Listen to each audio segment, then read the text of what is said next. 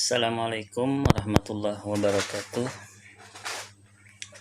Alhamdulillahirrabbilalamin. Allahumma salli ala sayyidina Muhammadin wa ala alihi wa ashabihi ajma'in, amma ba'du. Puji syukur kehadirat Allah subhanahu wa ta'ala. Kembali hari ini kita masih diberikan kesempatan oleh Allah subhanahu wa ta'ala untuk mengurangi dosa-dosa kita dengan cara beristighfar. Selanjutnya salawat serta salam semoga tetap terlimpah kepada Nabi kita Muhammad sallallahu alaihi wasallam. Siang ini kita akan mencoba memahami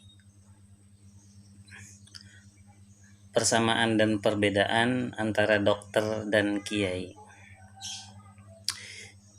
Jadi dokter sama kiai itu mereka sama-sama, pertama persamaannya dulu kita bahas. Mereka sama-sama diamanahi mengobati penyakit manusia. Kalau dokter diamanahi menyembuhkan penyakit fisik atau jasmani. Kalau kiai itu mereka diamanahi memelihara dan mengobati penyakit rohani. Kedua profesi ini sangat penting bagi kita. Jika kita abaikan salah satunya saja, maka tentulah akan sangat merugikan kita. Satu misal, kita tidak mau mengobati sakit gigi kita, maka tentu sulitlah kita akan tilawah Al-Quran atau mau sholat dengan khusyuk karena gigi kita akan sakit. Sebaliknya, jika yang sehat jasmani kita, badan kita sehat, makan kita banyak, lari pun bisa, tetapi kalau rohani kita yang sakit,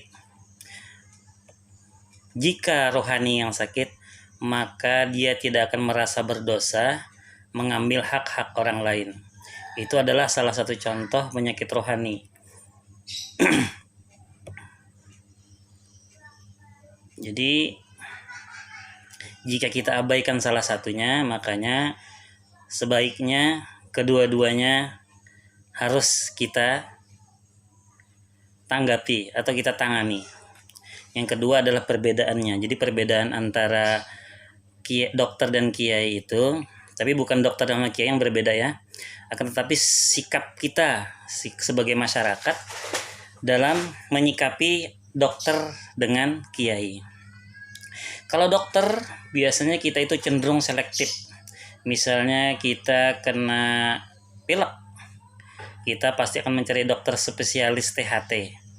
Mau nggak kita asal dokter? Kan kita milih. Tetapi kalau kiai atau ustadz biasanya kita sembarangan aja, asal dapat aja. Bilang orang itu kiai bagus untuk belajar agama, mau kita masuk. Padahal di dalam kedokteran itu ada namanya malpraktek.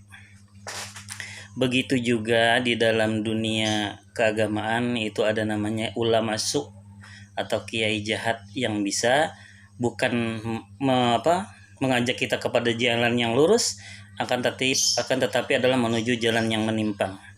Yang kedua adalah sikap kita dalam, misalnya jika kita menderita penyakit fisik, kita biasanya akan segera mengobati. Tetapi jika kita mendapat penyakit rohani, misalnya pelit atau hasad atau sombong, kita tenang-tenang saja. Kira-kira seperti itu ya. Mudah-mudahan kita tidak seperti itu.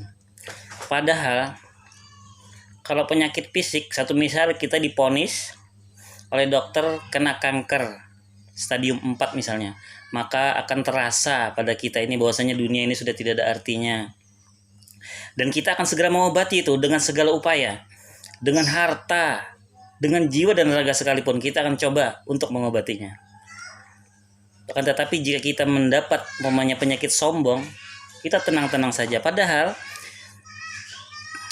penyakit fisik itu tidak menyebabkan kita masuk neraka.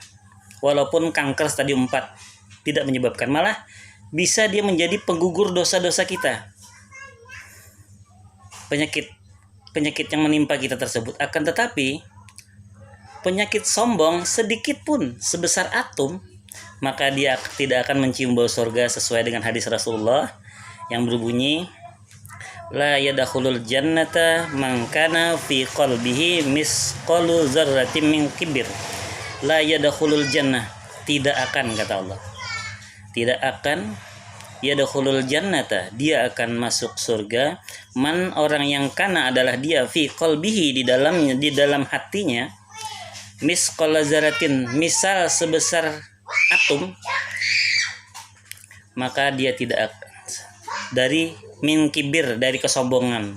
Jadi penyakit fisik itu walaupun stadium 4, penyakit kanker misalnya itu stadium 4, tidak akan menyebabkan kita masuk neraka. Tetapi kalau penyakit rohani itu bisa menyebabkan kita tidak akan mencium bau surga walaupun cuma sebesar zarah. Mungkin itu yang bisa saya sampaikan. Kalau ada benarnya itu adalah dari Allah Subhanahu wa taala. Kalau ada salahnya itu adalah kekilapan saya sebagai hamba yang lemah. Kepada Allah saya mohon ampun, dan kepada saudara-saudari sekalian, jika sekiranya di dalam penyampaian tadi terdapat kata-kata yang kurang berkenan, saya mohon maaf sebesar-besarnya. Subhanakallahumma wa bihamdik asyhadu an la ilaha illa anta astaghfiruka wa atubu ilaik. Assalamualaikum warahmatullahi wabarakatuh.